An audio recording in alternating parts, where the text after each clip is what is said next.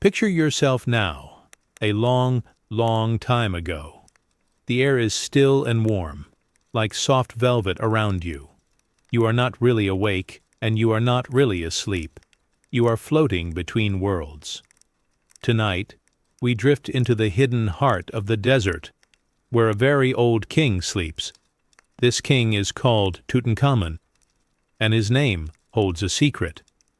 For almost 100 years, people have whispered about a terrible curse that protects his tomb. They say a hidden force follows anyone who dares to wake the Pharaoh. We will close our eyes and gently walk in the footsteps of the first explorers. We will listen to the quiet, eerie tales of what happened when they opened the golden door. Let your mind relax. Let the quiet story begin, and just keep breathing softly. The long shadow of Luxor. The sands of Egypt are very old, older than any story you can tell. This place near a town called Luxor is where the great kings of Egypt chose to rest. It is a valley of deep shadows and high, silent rock walls. The sun beats down all day, but at night, a cool quiet settles over everything. For thousands of years, the kings and queens were placed in tombs carved deep into the earth. These tombs were meant to be secret forever, hidden from everyone. But the secret was hard to keep. People knew there was treasure inside, and they started looking. This search for gold and history became a kind of fever in the late 1800s. We begin with a quiet sense of foreboding, hinting at the powerful secrets buried beneath the sand. The air itself felt heavy with mystery. Many explorers were looking for pharaohs who were still sleeping. They found many tombs, but the most famous ones had been robbed long ago. The golden things were gone, and the kings were disturbed. Still, one very important tomb seemed to be missing. No one could find the resting place of a young king named Tutankhamun. The search went on, year after year. Every year brought hope, and every year ended with empty hands. The digging was hard, dusty work under a sky that never seemed to rain. The vast empty desert held its secrets close, making everyone feel small and a little bit tired of searching. The Valley of the Kings is a special, sacred place, but by the early 1900s, many thought it had given up all its secrets. It was almost a lost hope. Most experts said there was nothing left to find. They felt the ground had been dug up too many times. Imagine walking on a giant floor and feeling sure you've checked every single spot. The archaeologists were ready to give up their long, hard work. Yet the idea of finding an unopened tomb, a king sleeping just as he was laid to rest, kept a few people going. They believed, deep down, that the greatest secret of all was still hidden, waiting for the right moment to be found. This long, slow search created a strange atmosphere in the valley. It was a place of ghosts and broken stones. The air was full of the sadness of lost time and wasted effort. People started to think that the desert itself was guarding the final king. They imagined that the ancient spirits did not want to be found. This feeling of foreboding made the quiet valley feel even more serious. Every hole dug was another question asked of the silent rock. The powerful secrets buried deep inside the ground seemed to be pushing back against the modern world trying to find them. This struggle between humans and hidden history made the whole area feel very tense. The search continued for decades, a true test of patience.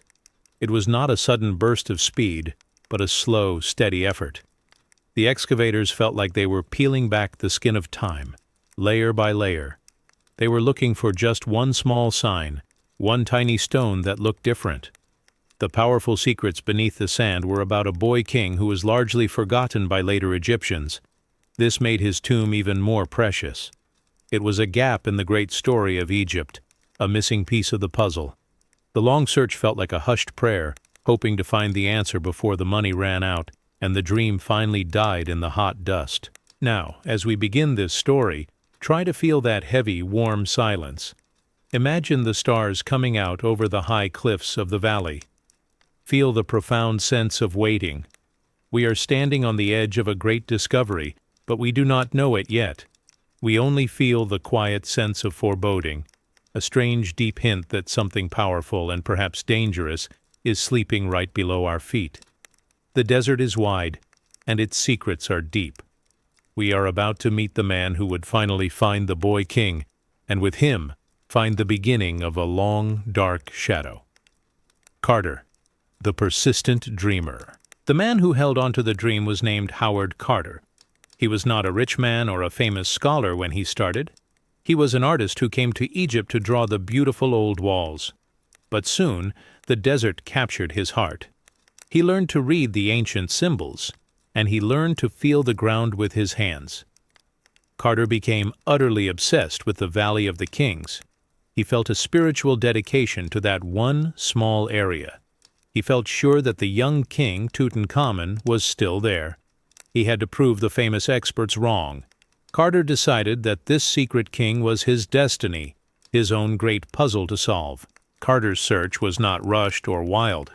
It was meticulous, meaning he was very, very careful about every single thing he did. He kept perfect notes, drawing every stone and every small artifact he found. He worked with a kind of holy patience. He knew that finding Tutankhamun would not be a quick lucky strike. It would be a reward for careful, steady work over many, many years. He spent time watching the light change on the rock walls and learned where the shade fell deepest. He felt like he knew the king was waiting for him, and he worked to make himself worthy of the discovery. The years went by, and Carter kept digging. He had the kind of dedication that felt like a quiet prayer. He was living a simple, lonely life in the harsh heat, only seeing the vast stone cliffs every day. He believed the tomb was hidden beneath the small huts where the ancient workers had lived. Everyone else had looked in the big, obvious places. Carter chose to look under the everyday dust, the place no one thought important. This showed his unique kind of belief. He felt a deep, almost spiritual connection to the valley and the sleeping boy king hidden somewhere inside its folds of rock and sand. But searching for years costs a lot of money. Carter needed a person to pay for the digging, and that person was Lord Carnarvon. Year after year, Carnarvon gave Carter money. The money paid for the workers, the shovels, and the time. Without this support, Carter's dream would have died.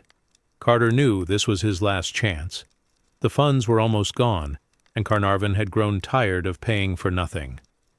Carter had to set the scene for one final, desperate season of searching. The pressure was enormous, but he channeled it into focused, quiet work. He felt the ticking clock of time and money right behind him. This final determined effort was a gamble against great odds. Carter had mapped every inch of the valley, and only one small area remained untouched. He had to be incredibly precise in his plan. The ancient tombs of the other kings were all carved into the rock face.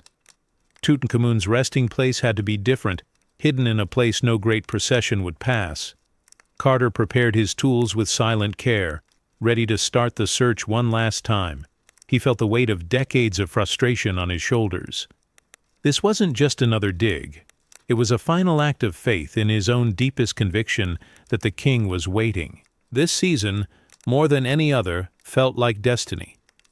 The heat was just as intense, the dust just as fine, but Carter's resolve was unshakable. He started digging right where he had stopped the year before, beneath the old, humble huts. He set the stage for his men to begin the heavy labor. The atmosphere was charged with a final, quiet tension. They were beginning the work that would lead to a discovery that would change history forever, a discovery that would also bring the long shadow of the curse. For now, it was only the quiet, focused dedication of the persistent dreamer and the promise of a final payday. Carnarvon, the wealthy patron, across the sea, living in great comfort, was the man who made Carter's dream possible. He was the 5th Earl of Carnarvon, a very wealthy man who loved fast cars and expensive hobbies. His life was the exact opposite of Carter's dusty, lonely existence. Lord Carnarvon came to Egypt because he had an accident that hurt his health.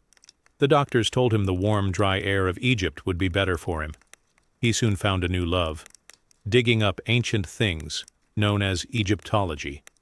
This hobby quickly became a grand passion, a way to connect his modern, privileged life to a mysterious past. Carnarvon had lots of money to spend. He saw Carter, the talented artist and dedicated digger, and decided to give him a chance. This partnership was strange but strong. Carnarvon paid the bills for the search for years and years. He spent huge amounts of his personal money on this one single goal. This was a financial gamble, a huge risk for something that might not exist. He could have spent his money on many other things, but the mystery of the missing king held him tight. His wealth provided the time and resources that finally allowed the persistent dreamer to keep searching where others had stopped. The stark contrast between the two men is important to feel. Carter lived simply in a small house near the digging site. Carnarvon lived in grand hotels in Cairo, or returned to his huge, beautiful castle in England. One man was covered in dust, the other wore fine suits, yet they shared a deep, powerful respect for the history they were chasing. Carnarvon's investment was more than just money. It was his faith in Carter's single-minded purpose. The wealthy patron had the power, but the persistent dreamer had the map to the secret place. They needed each other to unlock the forgotten world. In 1922, the financial situation was very tense. Carnarvon told Carter that he had to stop paying for the dig. The cost was simply too high for something that seemed impossible to find. Carnarvon had already sunk a fortune into the desert. He was ready to walk away, to accept that Tutankhamun's tomb was truly lost. This pressure made Carter's final season a true desperate effort. The patron's patience had finally run out. This ending of the money stream added a huge, silent weight to the shovels of the workers. It meant every day was the last chance to find the tomb and keep the dream alive. Carnarvon's aristocratic background meant he was used to getting what he wanted. He was a man of action and high society. The thought of giving up on the tomb project was difficult for him, but financial reality forced his hand. His love of Egyptology was strong, but his pocketbook was not limitless. The harsh, ancient world he sought to uncover was about to give him a big surprise. He decided to give Carter just one more season of work, a final payment. This underscored the high risk involved. If they failed this time, the Valley of the Kings would be shut to them forever, leaving the great secret buried. This season the contract was simple: find the tomb or stop digging. This single chance meant that the financial gamble was now at its peak. Imagine a single bright coin thrown into the vast, dark desert. That coin represented the last of Carnarvon's money for the search. His life of privilege and ease provided the key to the harsh, challenging land. He was paying for the right to disturb a king's rest. He was about to be linked forever to the boy king's tomb, not by his wealth, but by the first terrible shadow of the curse. The final season's despair. The final season began in the late autumn of 1922. The mood was heavy with despair. Carter and his men knew this was truly the end. They had already looked in all the easy places. The ground had been thoroughly searched before. It felt like they were digging just for the sake of finishing the contract, not for the hope of finding gold. This emotional low point made the work feel slower and harder. Every shovelful of sand seemed to weigh more than the last. The crushing disappointment of all the wasted years hung in the hot air. No one spoke much. Only the quiet scrape of the tools could be heard in the valley. Carter gave his men the order to start digging in the one small area that remained. It was a space beneath the crumbling ruins of ancient huts where the workers who built the other tombs had lived. Other archaeologists had always ignored this spot, thinking it was just a messy, common place. They thought nothing royal would be built there. This spot represented the last, desperate throw of the dice. If they found nothing here, the project would be abandoned completely. Carter watched his men start, feeling the weight of the moment. It was the crushing disappointment of a dream about to die forever. Day after day, the dig continued. Nothing but loose dirt and old stones from the huts came up. Carter felt the failure creeping closer. He had to face the reality that he might have been wrong all along. The greatest secret of Egypt might not be found by him. He had dedicated his entire life to this search. The thought of the near abandonment of his life's work was terrible. The workers, too, felt the low spirits. They knew that when the job ended, they would be out of work. The silence of the desert seemed to mock their lack of success, adding to the great, heavy feeling of being lost. On November 3rd, the feeling of defeat was almost total. Carter was making plans to pack up and leave. He was preparing to write the final disappointing letter to Lord Carnarvon. It was the single most difficult decision he had ever faced, but before he stopped, he gave the order for one last patch of ground to be cleared. This final decision, made out of tired duty rather than hopeful enthusiasm, was the fateful key. It was a tiny choice that changed everything.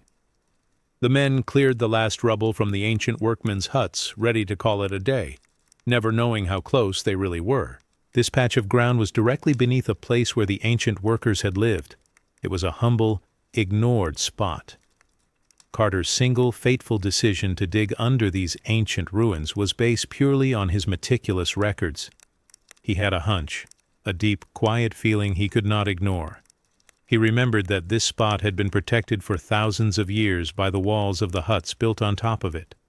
This protection was the secret. It was the only place that had not been disturbed. His persistence, even in the face of absolute crushing disappointment, led him to this single, last chance. The desert, which had been so silent and unyielding for decades, was about to speak. The emotional low point of the search was just about to end. The profound weariness of the whole team was ready to turn into shock and joy. This one final desperate season was a test of faith. Carter's fateful decision was like closing his eyes and pointing to the last hidden corner on a map. What lay beneath the ruins of the common huts was the most uncommon treasure in the world, waiting for the one man who refused to stop dreaming. The fateful step, November 4th, 1922. The sun rose on November 4th, 1922, like any other day, full of heat and dust. But this day would be very different. The men started digging in that last small area under the huts. The air was tense with the knowledge that the project was ending. Then suddenly there was a sound that was not soft sand. It was a hard, solid thud. A workman's shovel striking stone had found something that was not natural rock. This sudden, sharp sound cut through the silence of the morning. Everyone stopped moving, their breath caught in their throats. Was it just a random rock, or was it the dramatic moment of discovery they had sought for so long? Carter rushed over to the spot, the workers carefully, meticulously clearing the sand away. They found the top of a stone step, then another step, and another. It was a stairway going down into the earth. No tomb had ever been found with a stairway like this before. This was a clear sign of important, deliberate construction. The workers dug slowly, carefully, revealing 12 steps leading down to a blocked doorway. The stairs were cut right into the solid rock of the valley floor. Every single step they uncovered was a new heartbeat of excitement. They were no longer tired. They were filled with sudden, profound, wide-eyed wonder. At the bottom of the steps stood a sealed doorway. This was the greatest sight of all. The doorway was plastered over, and no one could go through it. Most importantly, it had clear, unbroken seals stamped into the plaster. These were the ancient seals of the necropolis, the royal burial ground. This meant no robber had ever broken this lock. The tomb was untouched. Carter stared at the seals with silent awe. This was the profound, silent realization. They had found something that no human eye had seen in over 3,000 years. The air around the doorway felt sacred and very, very old. Carter immediately knew the immense importance of his finding. He had to be careful not to rush. He covered the staircase completely with sand again to protect the secret from anyone passing by. He then sent a famous, short, and very urgent telegram to Lord Carnarvon, who was in England. The telegram contained the simple, thrilling words, "Have at last made wonderful discovery in valley, a magnificent tomb with seals intact." The telegram was the signal that ended the despair and started the greatest adventure of the century. The vast, empty desert had finally given up its biggest, most beautiful secret. The realization that they had found something untouched was a deep, quiet shock. It was a feeling that went beyond mere excitement. It was a sense of profound privilege. Imagine touching a door that no one has touched for 3,000 years. The silence was now louder than any noise. It was the silence of history waiting. Carter ordered a guard to watch the spot day and night. The tomb's location was still a secret, but the sealed doorway was proof that the long, hard search was finally over. The king's rest was about to be disturbed, and the world was about to change. This fateful step, the very first one uncovered by the workman's shovel, was the start of the whole story.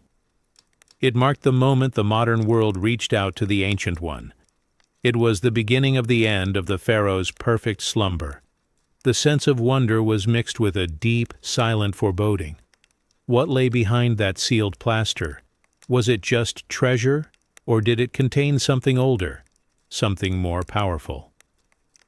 Carter stood over the spot, the silent doorway waiting, the secret holding its breath until its wealthy patron could arrive. The telegram and the journey.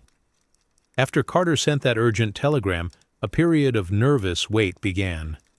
Carter had to cover the steps and the sealed doorway with sand again. He had to make it look exactly as it had before. This was to protect the tomb from robbers or anyone else who might want to see the treasure before the official time. This period of waiting was almost harder than the years of searching. The secret was so close, but he could not touch it. He paced outside the hidden spot, feeling the weight of the secret he carried. He had to be patient, waiting for his patron to make the long journey back from England to Egypt. The telegram itself was a marvel of the modern world. A short set of words traveled across oceans and lands in just a few minutes. Lord Carnarvon received the message at his great castle. Imagine the scene. A quiet English afternoon suddenly broken by the electrifying news. The famous telegram changed Carnarvon's plans instantly. All his tiredness from the years of paying was gone. He knew this was the payoff for his huge financial gamble. His excitement was immense. He immediately began to prepare for his long, necessary journey across the sea, back to the hot, dusty land that held his treasure. Carnarvon's journey back to Egypt was a great rush. He traveled by train, by ship, and then by train again across the desert. He was leaving the cool, green hills of Europe for the ancient sands of the East. This rapid change of place highlighted the extreme importance of Carter's discovery. Every minute felt too long. He was not just traveling to see a find. He was traveling to share in a moment of world history. His health was not perfect, so the journey was hard, but the promise of the unopened tomb gave him the energy to rush forward, eager for the partnership's reunion. Meanwhile, Carter remained in the Valley of the Kings. He set up a very close, secret guard. He slept near the tomb, never letting it out of his sight. He was the only person in the world who knew the location of the greatest secret. The workers were sent away, sworn to silence. This long, quiet wait built up the drama. Carter often thought about what lay behind the sealed plaster. What kind of gold? What kind of beautiful, ancient things? This time of waiting was full of imagined glory, a quiet excitement that only he could feel as he protected the king's rest until the very last moment. Finally, after many days, Carnarvon arrived in Luxor. The partnership's reunion was quiet and very formal. The two men, the dedicated digger and the wealthy patron, met at the excavation site. They did not need many words. The excitement was shared in a look. They now stood side by side, ready to face the inevitable opening of the tomb together. They knew that once they broke the seals, the secret would belong to the world, and they would be linked forever by this one shared moment of historical violation. The final preparations were made. The two men stood over the hidden staircase. The air was calm, but the ground was full of electricity. The long journey, the financial strain, and the years of search all came down to this one moment. The guards were set, the tools were ready, the sealed doorway was about to be uncovered again, and the most famous journey in history was about to start. They were about to open the door, not just to a tomb, but to the first shadow of the thing that would become known as the terrible curse. Sealing of the ages. Carter and Carnarvon stood together at the dig site. The workers began to clear the steps once more, removing the sand that had kept the secret safe. The excitement was so strong it was almost silent. They slowly revealed the sealed doorway again, bringing the ancient plaster back into the sunlight. This door was not the final resting place, but the first lock. The important thing was the seal. The seal was the ancient government's stamp, proving the tomb was closed and protected. They knew that if the seal was broken, the tomb had been robbed. The sight of the intact seals was the most wonderful moment for any archaeologist. It meant that all the treasures were still inside. The clay plaster was perfect. The strings that held the lock were still whole. The seal was not just any stamp. It was the official funerary seal of the necropolis.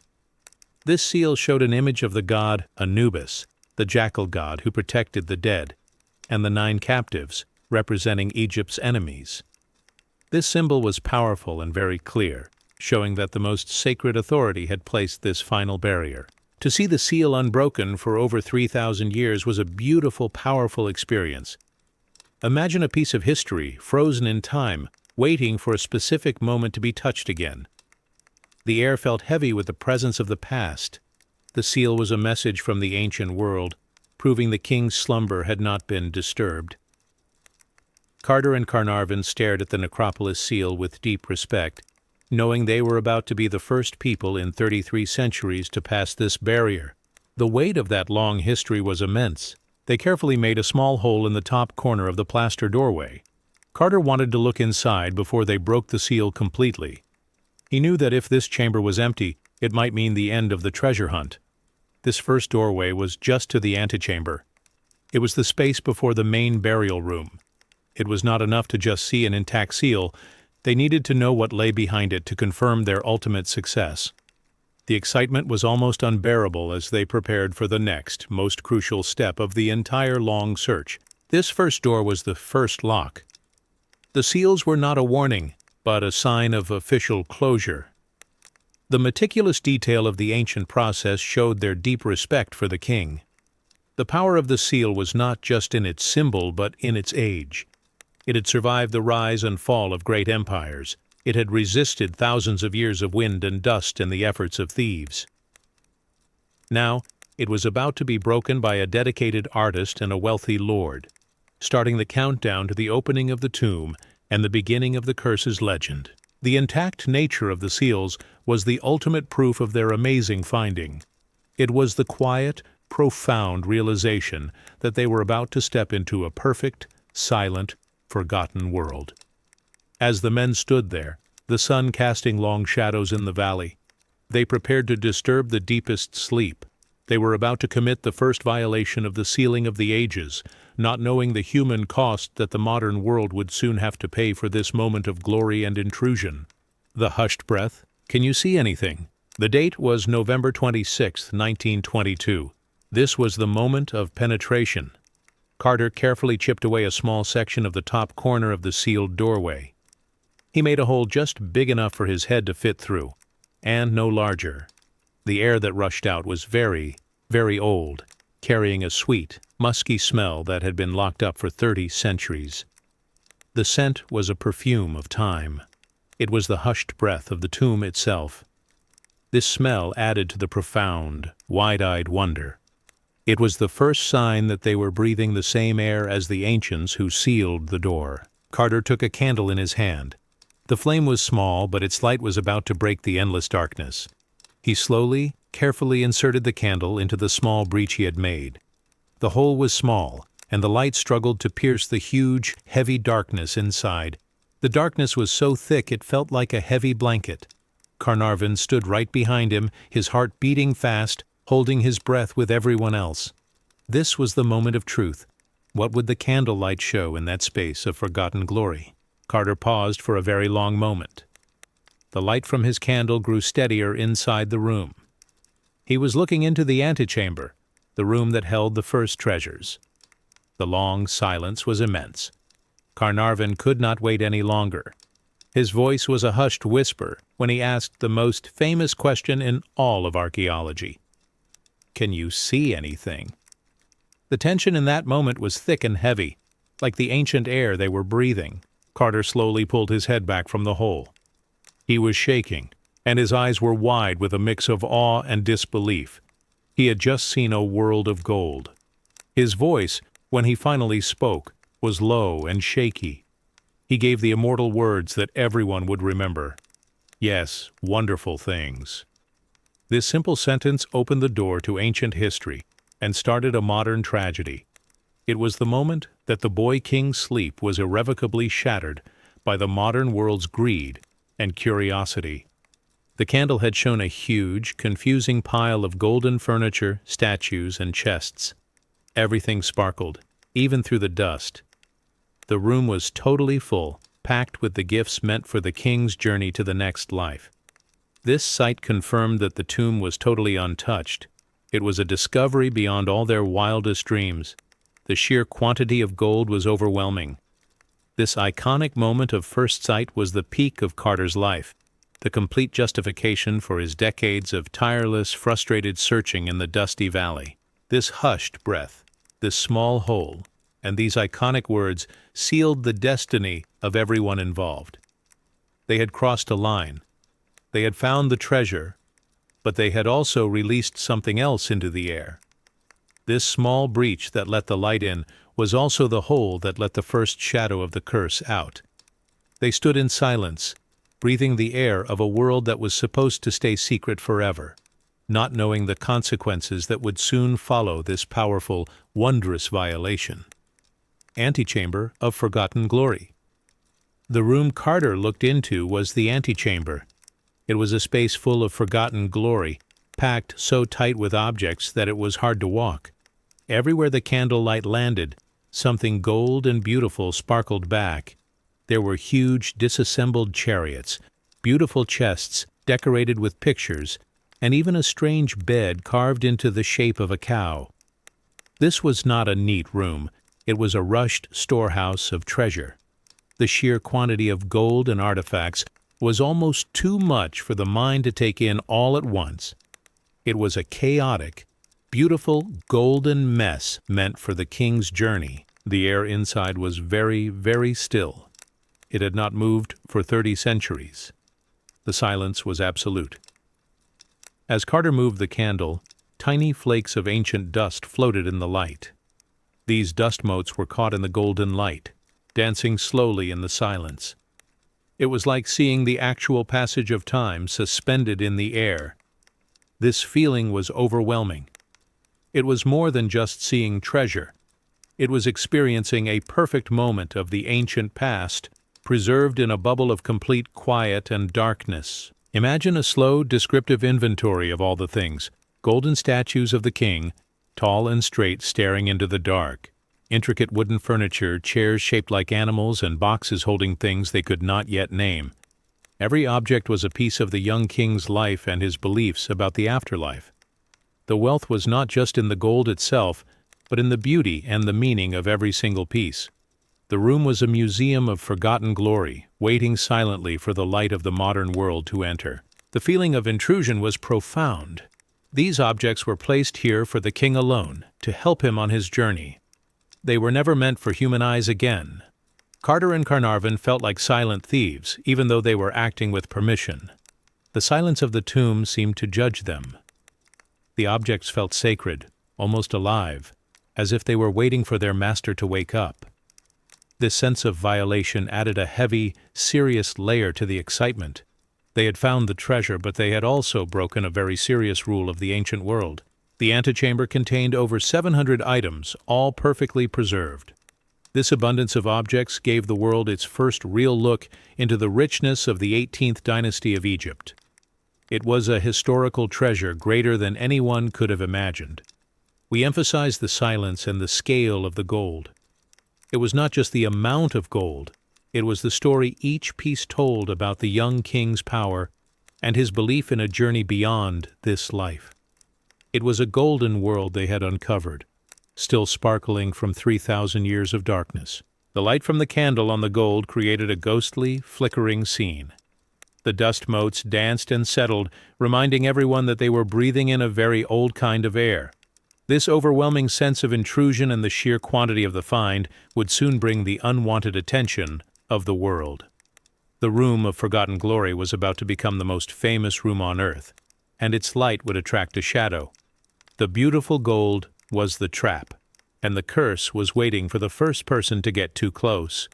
the cryptic warning of clay. Almost immediately after the discovery, the story of the curse began to take shape.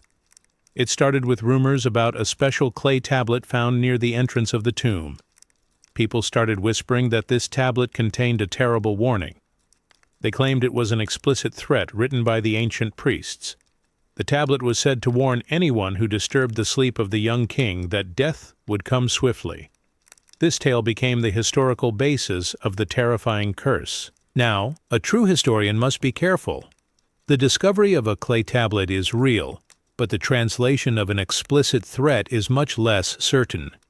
Many people wanted to believe in the curse because it made the story more exciting and mysterious.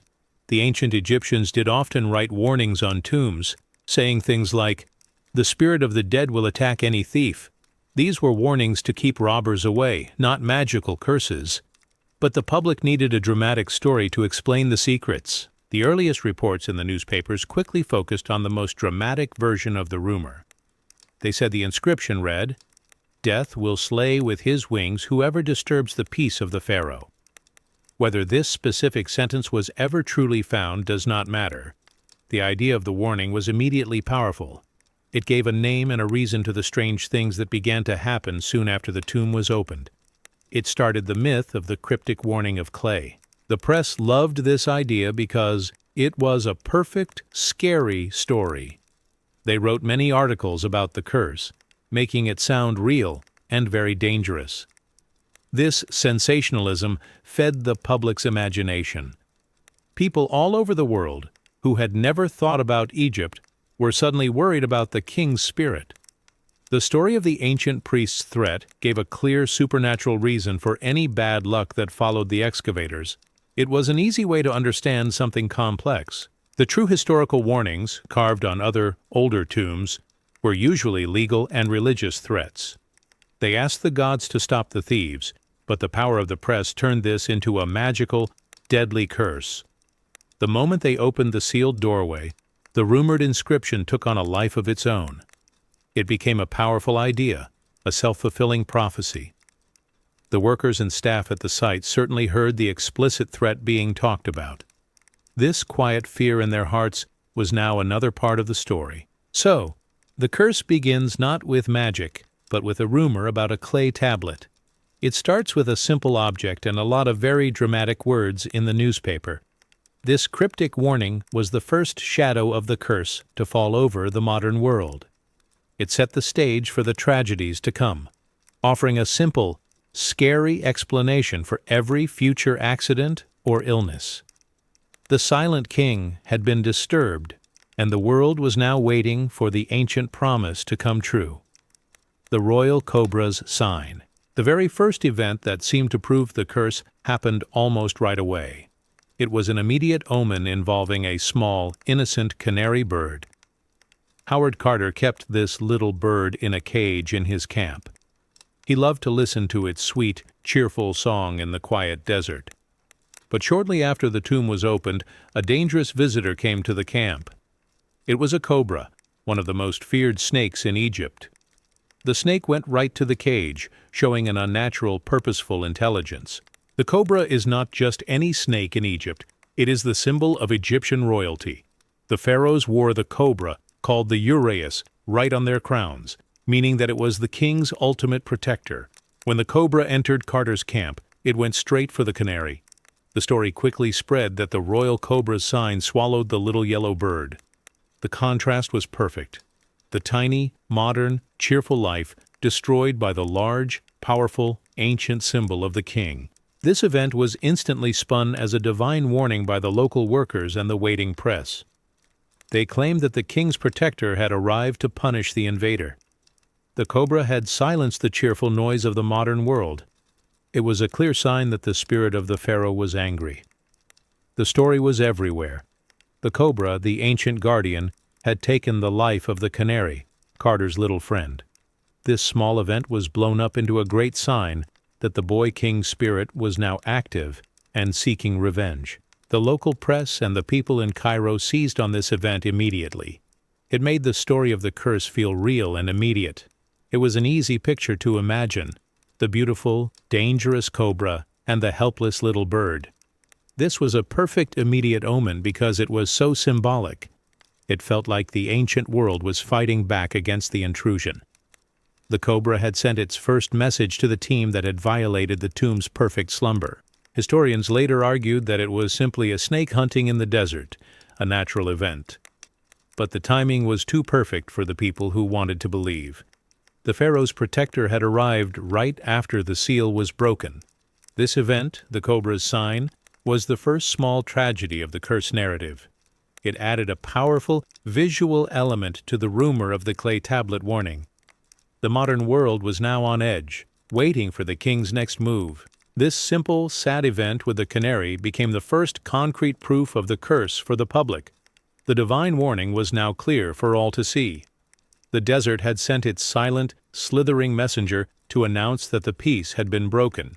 It was the moment that the long shadow of the curse began to feel real, leading the world to believe that the Pharaoh's wrath was indeed a powerful, living force. A mosquito's kiss and the fever. The true terrifying shadow of the curse began with Lord Carnarvon. Not long after he and Carter entered the tomb, Carnarvon was bitten by a mosquito. This was a small, seemingly insignificant event, something that happens every day in Egypt. But this tiny bite would quickly become the focus of a huge worldwide mystery.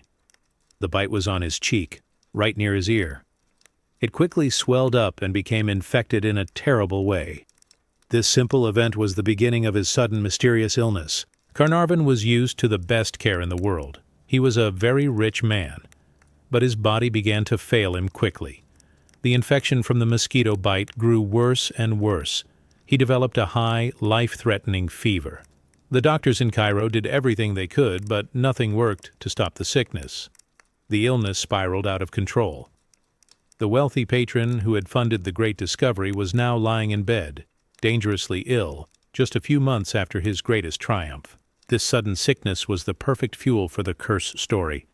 People immediately connected the mysterious illness to the tomb. They said the king's spirit had sent the sickness as punishment. It was rumored that the mosquito bite was in the same exact spot on the cheek as a mark found on the mummy of Tutankhamun himself. This added a chilling personal detail to the curse narrative. The seemingly insignificant bite was now seen as a targeted strike from the ancient world, designed to punish the leader of the intruders. The fever became so intense that Carnarvon lost his ability to speak clearly. He was drifting in and out of consciousness. The doctors were baffled. They could not find a clear reason for the speed and severity of the sickness. The story of the mosquito's kiss was shared everywhere in the newspapers. They wrote about the irony. The man who had protected himself from robbers with guards and locks was defeated by the smallest, most quiet creature in the desert. The long, hot days turned into a terrifying short countdown. This chapter marks the moment the curse went from rumor to terrifying reality in the eyes of the public. The man who had been so full of life and excitement was now near death. The sickness, the life-threatening fever, was seen as the Pharaoh's direct action. This was the first great casualty of the great discovery. The gold and the glory now had a terrible, human price tag. It felt as though the very air of the tomb had carried a poison aimed only at those who dared to break the king's deep sleep. The story of Lord Carnarvon's illness became the world's first great lesson in the power of the curse. A small bite, a fever, and a sudden quiet death. It started with a mosquito and quickly spiraled into a global headline. This event was the start of the deep fear and the heavy shadow that would follow the Tutankhamun team for years to come. The silent king was starting to make his first terrible move against the people who dared to open the door to his forgotten, golden world. The media's creation. The Pharaoh's curse. The moment Lord Carnarvon fell ill, the story stopped being about archaeology and started being about magic and fear. The press around the world, especially the Daily Mail in London, realized they had a sensational story. They started writing about the king's revenge in very big, loud headlines. This focus on the curse was a way to sell more papers. They used dramatic, scary language. This attention meant that the concept of the curse was officially born, not in the tomb, but right inside the loud, bustling world of the newspapers. Sensationalizing the events was the media's only goal. They cared more about the scary story than the actual, quiet facts of history. Every cough, every ache, and every piece of bad luck that happened to anyone near the tomb was immediately connected to the pharaoh's anger. The press created a kind of worldwide fear. They had to keep the story exciting, so they kept making the curse sound more and more powerful. This created a global anxiety about the power of ancient Egypt fighting back against the modern world. The Daily Mail was especially good at turning the story into a great myth. They were the ones who truly gave the story its famous name, the Pharaoh's Curse. This simple, scary phrase was everywhere. They often included the rumored inscription about death coming on swift wings, even if it wasn't real. The media made sure that everyone on Earth, even a small child, knew about the curse. They took a small mosquito bite and turned it into an act of divine, ancient revenge. This fueling global anxiety was the real power of the press. People began to look at the photos of the tomb's treasures with fear instead of awe. The newspapers were feeding the public's deep, quiet fear of the unknown. They suggested that science and wealth could not protect you from the magic of a dead king. This led to worldwide speculation about who would be the next victim. The media turned a scientific discovery into a horror movie played out on the front page of every paper. Howard Carter hated this sensationalism. He was a scientist, a careful man. He knew the curse was just a dramatic story to sell papers, but the narrative was stronger than the facts. No matter what Carter said, the public believed the headlines more than the quiet, detailed reports. The world wanted to believe in the angry king. The power of the press meant that the very real illness of Lord Carnarvon was completely overshadowed by the imagined power of the curse. The curse, a media creation, had become the truth. So, the curse was born twice. First, as a rumor about a clay tablet. Second, and much more powerfully, as a great story created by the press. The newspapers took the silent, dignified death of an ancient king and turned it into a loud, scary warning for the whole world. This official birth of the curse in the newspapers would mean that every future event, a sudden death, a brief illness, or even a power outage, would be instantly linked back to the tomb. Carnarvon's final hour. The terrible fever could not be stopped. Lord Carnarvon's condition grew worse every day. The end came on April 5, 1923, in the Continental Savoy Hotel in Cairo. This was the dramatic scene of his death. It happened just 5 months after he stood with Carter and saw the wonderful things. He died far from his home in England, surrounded by doctors and his family, but also by the powerful, strange atmosphere of the curse. His last breath was taken in the middle of the night, adding to the fearful mystery. The moment he died was filled with confusion and terror for his staff. They were already frightened by the stories in the newspapers. They had never seen an illness turn so quickly and mysteriously. His death was unexpected and sudden for a man of his standing, even with the infection. The confusion and terror among his personal staff was immense. They looked at each other, their eyes wide, whispering about the tomb and the king's anger. They were the first witnesses to the curse's successful, terrible strike. News of Carnarvon's final hour was rushed across the world by telegram. The newspapers went wild. They immediately made the connection to the recently opened tomb. The headlines screamed that the curse was real. No doctor's explanation about infection mattered. The simple fact was that the leader of the expedition had died first, and he had died suddenly. This immediate connection became a terrifying pattern that the press would follow for years. The king had claimed the life of the wealthy patron. Carter was devastated by the death of his friend and sponsor. He was a scientist, but even he must have felt a shiver of fear. He was the one who had opened the door. The feeling of confusion and terror was not limited to the hotel staff. The whole city of Cairo was on edge. The sudden, high-profile death of such a powerful man in the quiet of the night made everyone look up at the ancient hills of the Valley of the Kings with new fear. This death became the central, most important piece of evidence for the curse. It was the moment the ancient world won its first great victory. The tomb, which had been silent for so long, had now shouted its warning.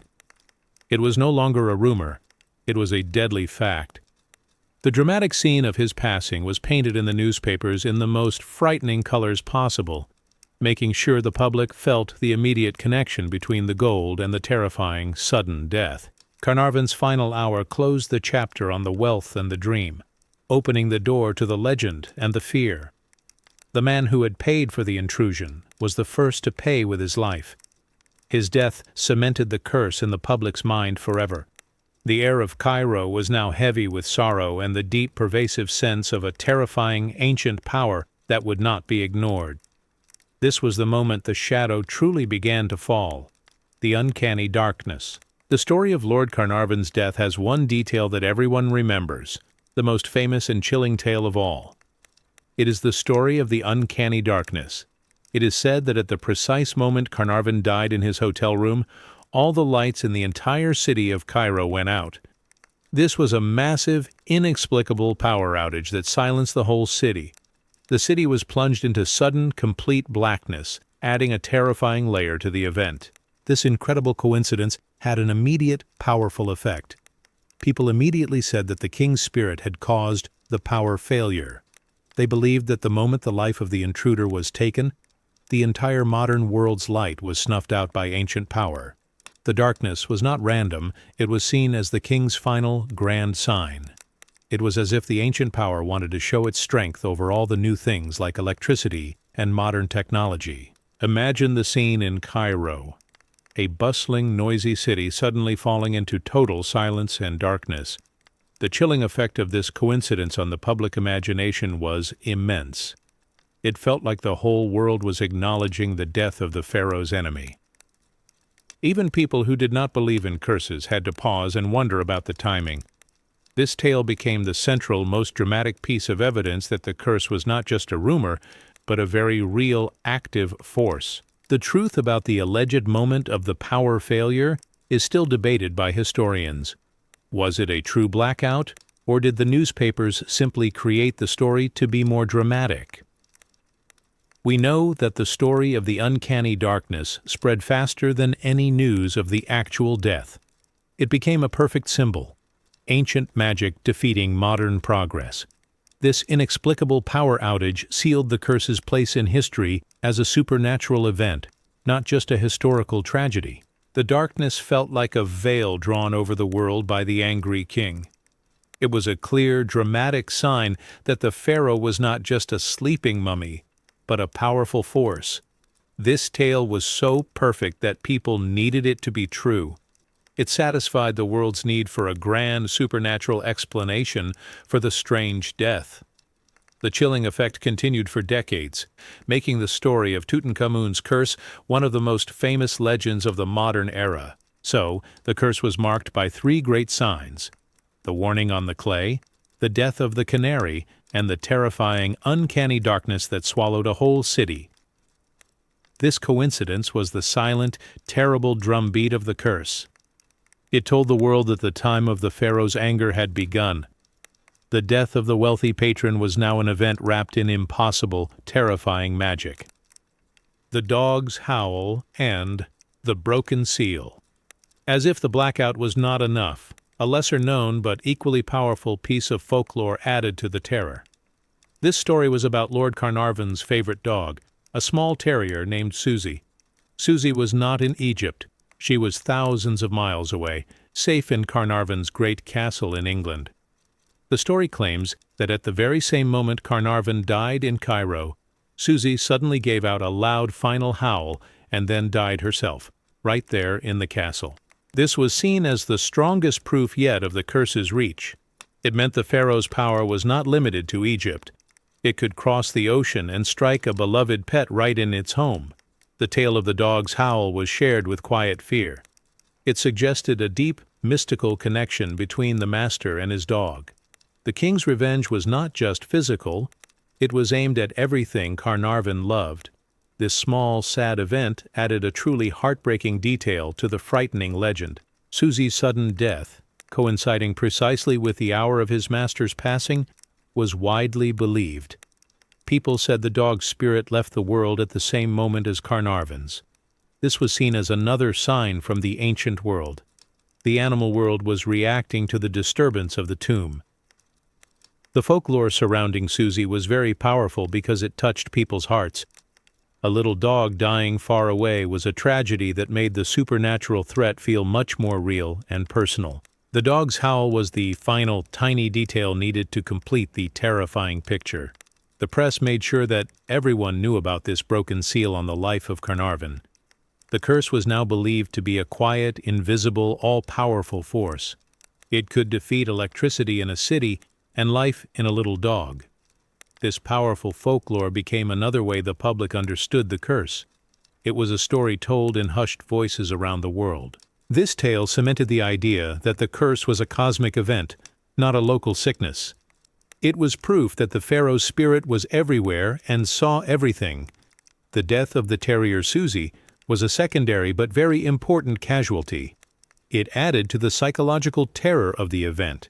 The king's wrath was not finished with Carnarvon. It reached across the globe to claim the life of his loyal companion. This lesser-known tale was sometimes more frightening than the blackout. So, the death of Lord Carnarvon was marked by a great darkness and the sound of a dog's final howl. This simultaneous death gave the curse an almost magical reach. The ancient king's power seemed limitless. The quiet passing of the little dog in the distant castle, at the same moment the wealthy patron died in Cairo, was the final touch of the great, sad, and terrifying legend that had been born from the broken seal of the young pharaoh's tomb. George J. Gould. The unlikely casualty. The curse needed more victims to keep the story alive. The next person to fall ill was George J. Gould. He was a very high-profile visitor, a famous and powerful American financier. He was a perfect target for the curse story. Gould was one of the many wealthy people who were invited to tour the tomb after the antechamber was open. He was a symbol of modern success and wealth, just like Carnarvon. He spent time inside the silent golden room, breathing the old air. Soon after his visit, Gould became ill with a fever. It was a quick, sudden sickness, much like Carnarvon's. He had been perfectly fine before his visit. His death shortly after touring the tomb was immediately seized upon by the press. They claimed that the pharaoh was taking revenge on anyone who dared to look upon his golden treasures. Gould was the second great wealthy casualty. The curse seemed to have a non-discriminatory nature, striking both the man who paid for the dig and a famous visitor. Gould's passing was a quiet tragedy, but it was a loud headline. The story added a huge new piece of evidence to the curse narrative. It showed that even a powerful man from a totally different country could not escape the pharaoh's wrath. The press highlighted the fact that he was a high-profile visitor. This made the curse feel more like a global threat. The feeling was that if you had anything to do with the gold, you were now marked for a sudden, mysterious death. The nature of his death, another fever shortly after the tomb visit, created a chilling pattern. The people believed that the air inside the tomb itself was poisoned by the king's ancient magic. Every visitor was now seen as taking a great risk just by breathing in the room.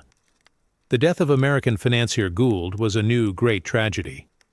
It proved that the curse was not satisfied with just one victim. It had spread its influence far beyond the initial discoverers. This event confirmed the public's belief that the curse was real and active. Gould was an unlikely casualty because he had no direct role in the discovery. He was just a curious visitor. This made the curse seem even more terrifying because anyone could be next. The king's protection was absolute. The curse's non-discriminatory nature meant that everyone who entered the tomb was now living under a long, dark shadow of fear and uncertainty, waiting for the sickness to start. The quiet passing of George J. Gould became another tragic chapter in the story. His death was a direct line back to the moment he stood in the antechamber, looking at the golden treasures. The curse was now seen as a deadly sickness, passed through the air, that only the pharaoh could command. The list of victims was growing, and the terrifying pattern was now clear for the whole world to see. The radiologist's fate. The curse was not finished with its victims. It seemed to strike anyone who tried to study the king with modern science. The next casualty was Archibald Douglas Reed. He was the radiologist, a man of science who had the important job of X-raying Tutankhamun's mummy. This was a key step to learning more about the boy king without unwrapping him. Reed was trying to use new technology to see inside the ancient body, a clear act of scientific intrusion. Reed carried out his scientific work at the tomb. He handled the mummy and the special equipment. Shortly after doing the X-rays, he returned to his home and immediately fell ill. He quickly developed a brief, fatal illness. The sickness was sudden and devastating, following the same terrifying pattern as the others. The doctors could not save him. His death was seen as direct proof that the king's power was strongest against those who used science to pry into his secrets. This tragedy of Archibald Douglas Reed was a huge headline. The press quickly pointed out that he was the man who had disturbed the king's body with his electric machine. This further cemented the belief that the curse was not random. It was a targeted, intelligent revenge. It suggested that if you came to take the king's treasure, you got a fever. If you tried to invade his physical body with science, the punishment was even swifter and more absolute. The death of the radiologist was a powerful moment in the curse narrative. It added a new layer of fear to the scientific community itself. The pharaoh seemed to be saying that his privacy must be respected, even by modern technology. Reed's fatal illness was considered a very heavy price to pay for a few medical images. His quiet passing was another grim reminder of the strange, deadly force protecting the king's rest. The curse was now attacking every kind of person: the wealthy patron, the curious visitor, and the dedicated scientist.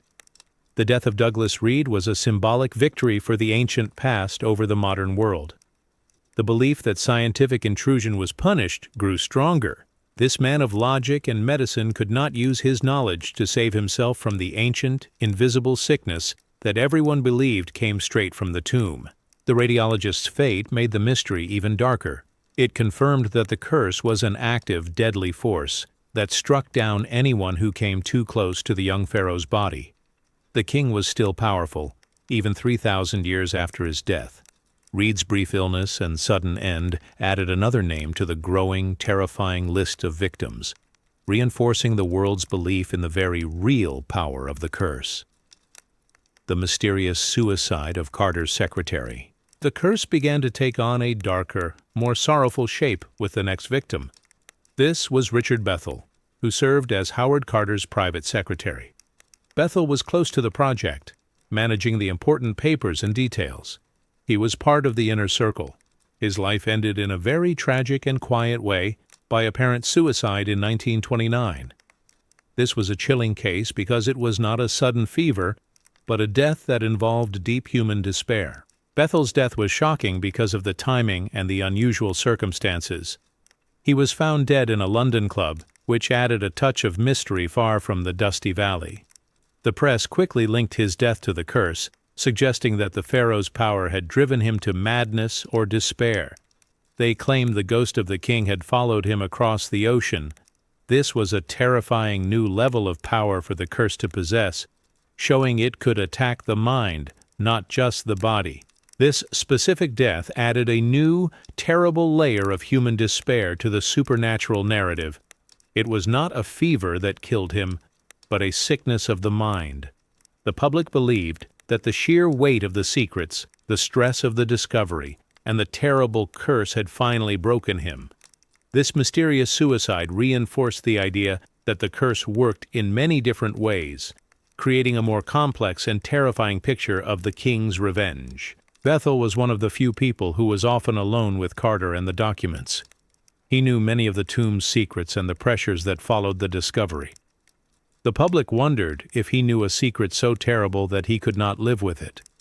His tragic end, years after the first opening, showed that the long shadow of the curse never truly left anyone who was connected to the tomb. It was a slow, quiet poison that worked on the soul. The chilling case of Richard Bethel changed the nature of the curse story from simple revenge to a deep psychological haunting. His death, by his own hand, felt like the ultimate sign of the ancient world's triumph. It suggested that even if the body survived the initial illness, the mind could not survive the presence of the powerful, ancient secrets. The timing and circumstances of his death added to the growing list of frightening, inexplicable events. The quiet passing of Carter's secretary added a final tragic note to the list of victims.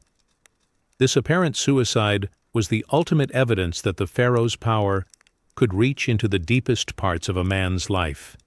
It was a tragedy of human despair, turned by the press into the king's quietest, most effective strike.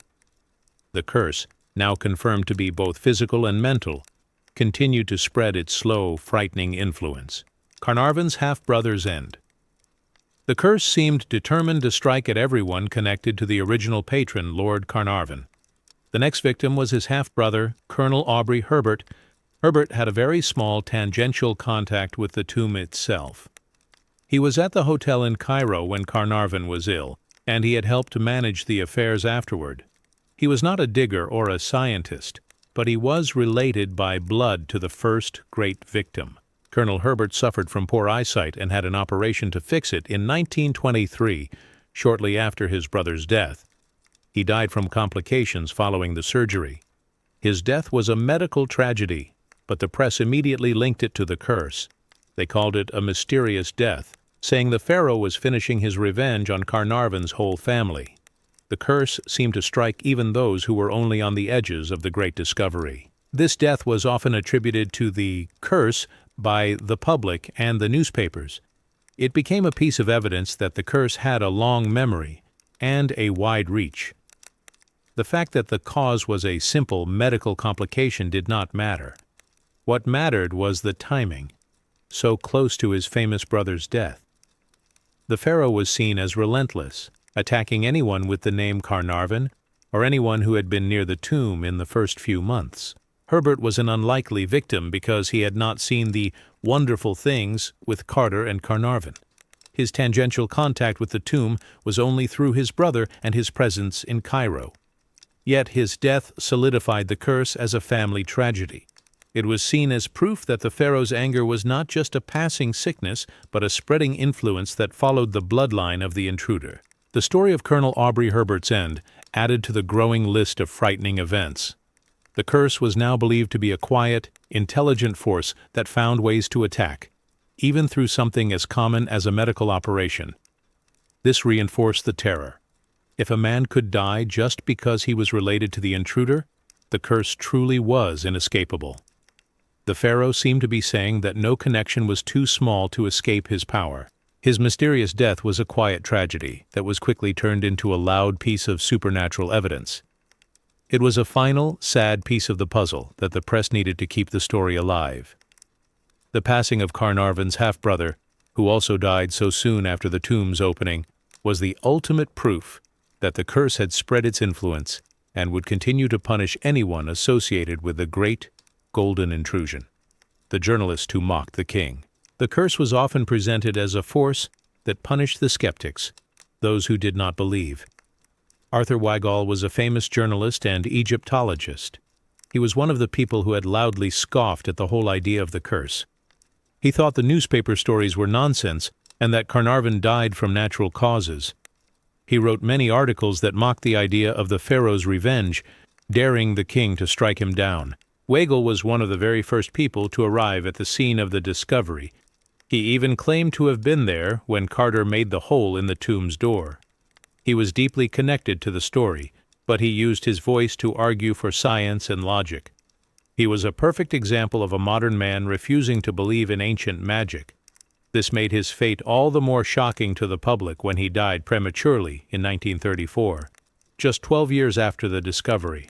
His death was tragic and sudden.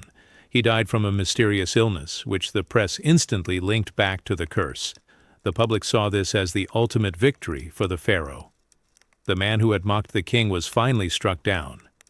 This was a clear sign that the curse not only attacked those who disturbed the tomb, but also those who denied its powerful existence. The press presented this as irrefutable proof of the pharaoh's wrath. The death of Arthur Weigall was a strong moment in the curse narrative. It showed that the pharaoh was intelligent and responded to personal insults. The press used his skeptical writings against him. They framed his premature end as the final payment for his arrogance. This event cemented the idea that the curse was a conscious, thinking force that would not tolerate being laughed at or denied by any journalist or scientist. This tragic, sudden death of a prominent figure provided the last major fuel for the curse legend. It created a powerful, satisfying ending for the public, who wanted to believe that the pharaoh had won.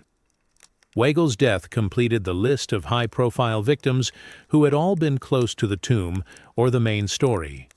His passing was a grim warning to anyone else who might be tempted to scoff at the idea of the king's power. The journalist who had once laughed at the story of the curse became one of its most famous victims. His premature end was the final, sad piece of evidence that the public needed to believe the full power of the pharaoh's revenge. His death, by a mysterious illness, was widely presented as the end of the long shadow, confirming that the curse was indeed an active, unstoppable force. The scientific counter-narrative. Now we must take a deep breath and turn our minds to modern science and historical truth. The great stories of the curse are exciting, but a historian must look for facts. This chapter marks a quiet shift away from magic and into biology. The most likely explanation for the illnesses is not a magic curse, but something very real and very small. The tomb air was not empty. It was full of tiny, dangerous things that had been sealed inside for thousands of years. The scientific counter-narrative focuses on things we cannot see. The primary theory is about toxic molds. Molds and fungi love darkness and still air.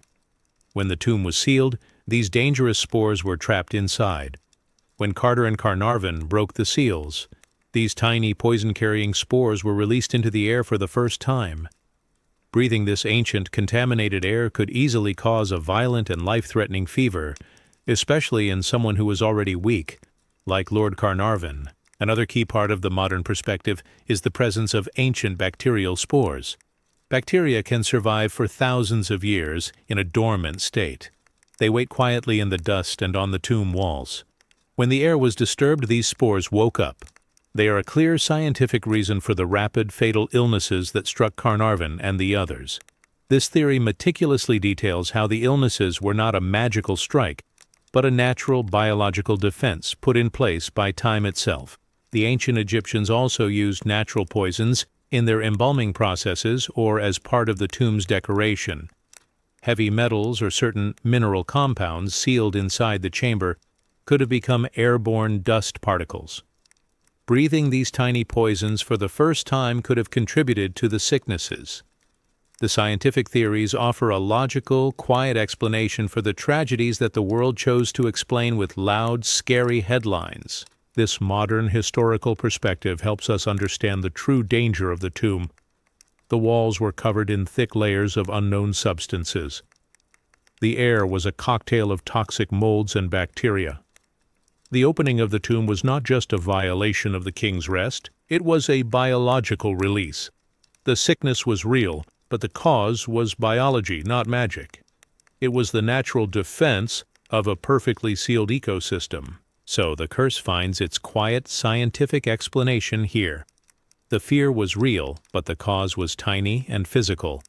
This chapter shows that the long shadow of the curse was actually the shadow of ancient bacterial spores and toxic molds.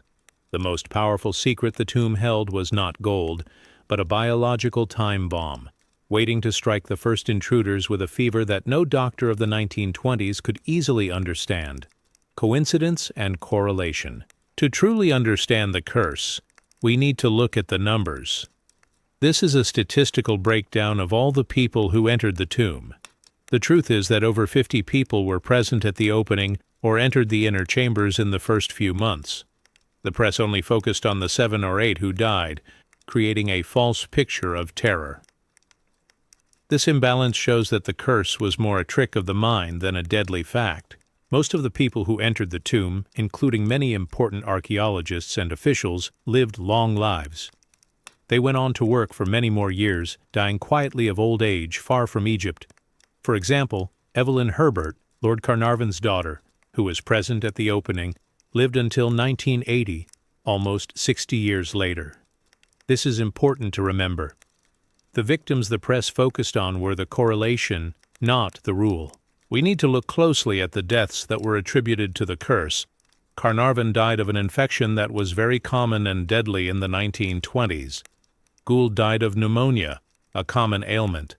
The radiologist died of a fever, likely due to a biological agent. These were all possible deaths for people living in the desert 100 years ago. The curse was a psychological phenomenon, meaning people believed it so strongly that they saw proof everywhere. The media's power was in choosing which deaths to report and which to ignore. They created a pattern where no real pattern existed. This is the difference between coincidence and correlation. The sickness was a real danger, likely caused by bacteria. But the curse was the terrifying story created by the media.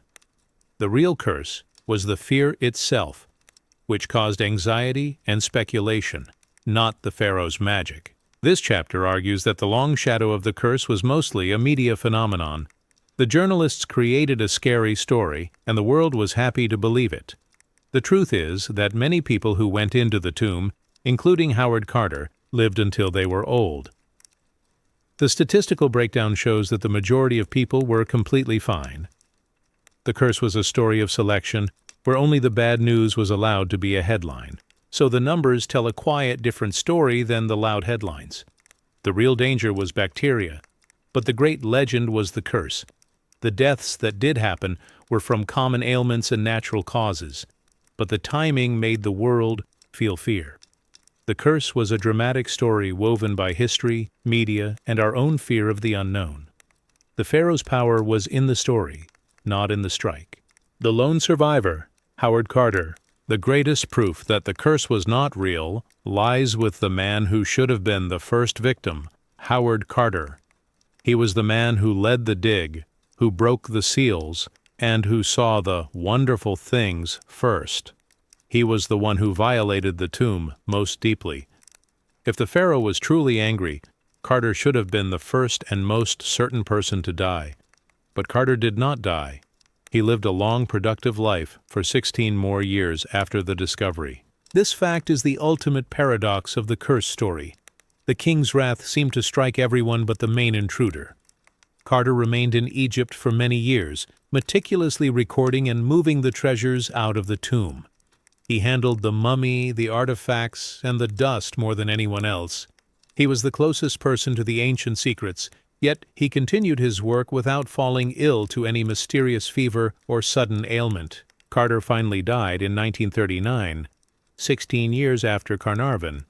His death was quiet, not sudden, and the cause was lymphoma, a common sickness of that era. He was 64 years old. This was not the dramatic, terrifying end that the curse promised.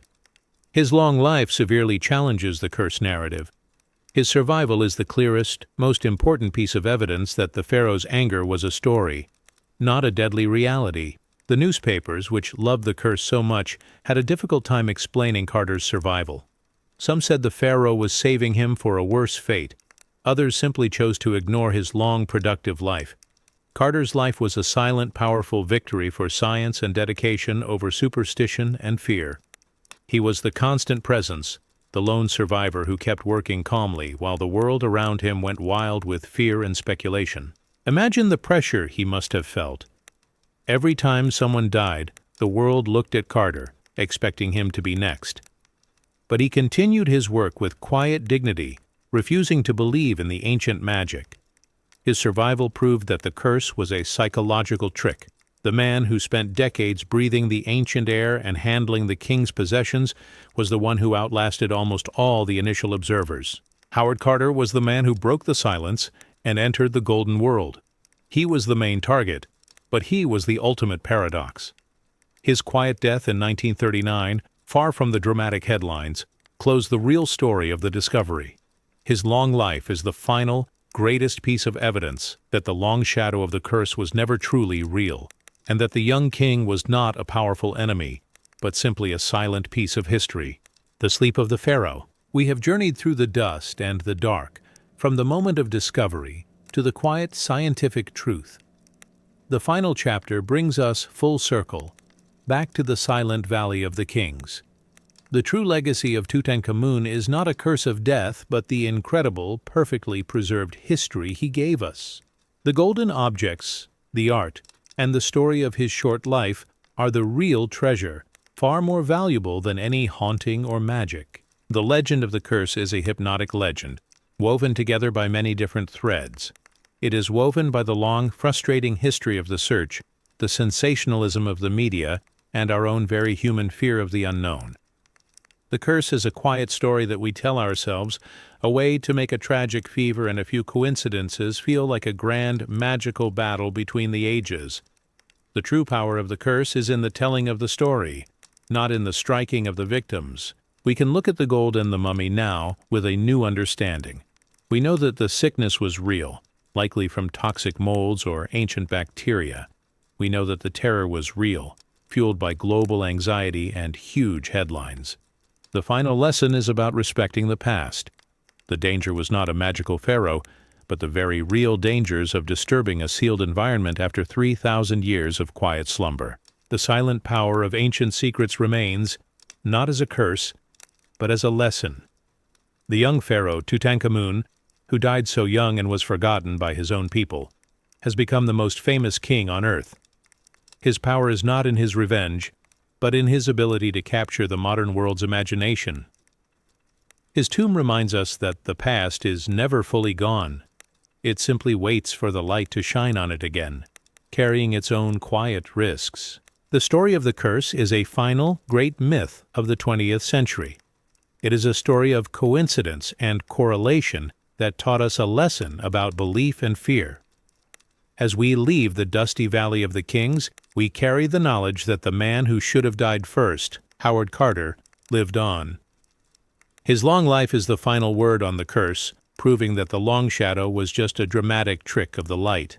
The conclusion of our journey is one of peace and quiet reflection. The king sleeps now in the public eye, his treasures carefully kept. The air in his tomb is safe, the secrets are recorded, and the panic is over. The true legacy of this young pharaoh is the silence and the wonder he inspired. Let the memory of this ancient mystery guide you gently into slumber. The king is at rest, and so now are you. Breathe deep and let the vast, quiet history of the desert sink into your mind. If the whispers of Tutankhamun's legend have calmed your thoughts tonight, please consider following History for the Tired, so you never miss another deep dive into the silent, strange corners of the past. Sweet dreams. Now that the silence of the pharaoh's sleep has settled over you, may you find true rest.